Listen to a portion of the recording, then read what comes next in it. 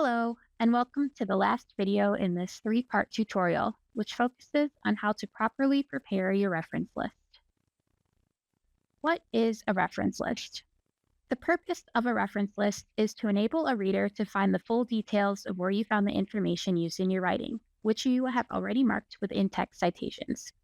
As such, your reference list should be a full list of every work for which you have included an in-text citation.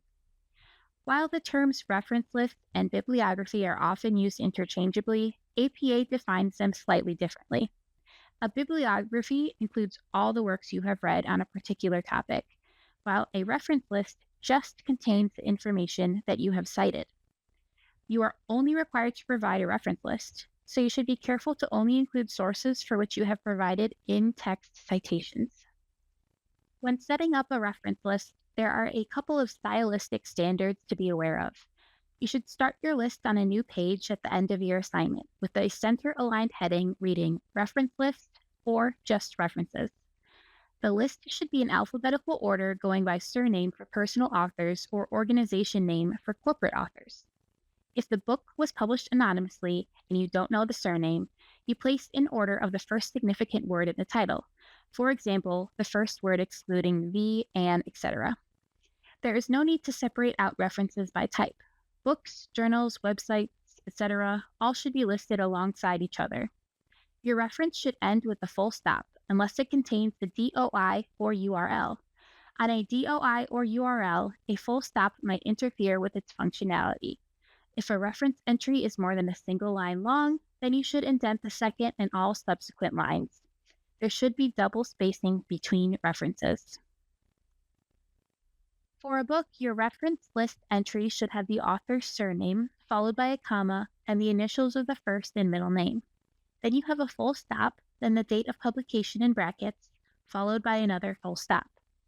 Write the title in italics, and that's followed by the addition in brackets, and the addition is not in italics, and that's going to be, again, followed by a full stop. Note that you abbreviate addition down to ED, period. Then finally, you have the publisher, followed by a full stop. The format of ebook references is similar to that of print books, but a digital object identifier, otherwise known as the initials DOI, should be added if available. Please note that with books, there is no need to include the publisher's location. If the book has between 2 and 20 authors, you follow the exact same steps, separating each author's name with a comma and with an ampersand for the last author. If you are referencing an edited book, then you put the editor's name in place of the author's name, and place ED period or EDS period in brackets to make that distinction clear. Journal articles work on broadly the same principle, except that they have two titles, the title of the article and the title of the journal. So you start with the author's surname and their initials, followed by a full stop. The publication date is in brackets and a full stop. Then the article follows, and you don't need italics for this, and then a full stop. Journal title comes next, and this is in italics, and then place a comma, followed by the volume number of the journal, and the issue number is in brackets, and then a comma, and the page numbers for the full length of the journal article. So for example, if the article you read was from page 200 to page 220, even if you just read a single page of that article on page 210, for instance, you write in 200 to 220 on the reference entry. Then you place a full stop. If the article is from an online journal, include the DOI if it's available. The examples on your screen show how to format journal article references, with the first example being an online journal article.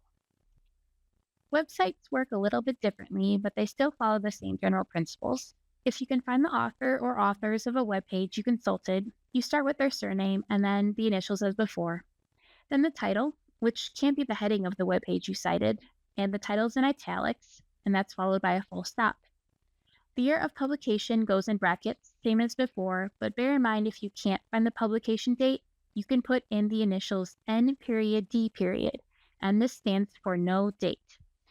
If there are reasons to believe that the information on the site is likely to change, for instance, if it lists the day's exchange rates or something like that, you could go ahead and put the word retrieved and then the date you accessed the site, and then the word from, and then you place the site's URL. Again, remember to not put a full stop at the end of the URL because this may interfere with retrieval. If there is no identifiable author, then the title of the site slides right into its place. So it's just the resource title, followed by the date in brackets, and then the access date and URL. Please note that in this instance, you do not italicize the title. Thank you for watching this video. If you want to learn more about APA referencing, please watch Part 1 and Part 2 in the series.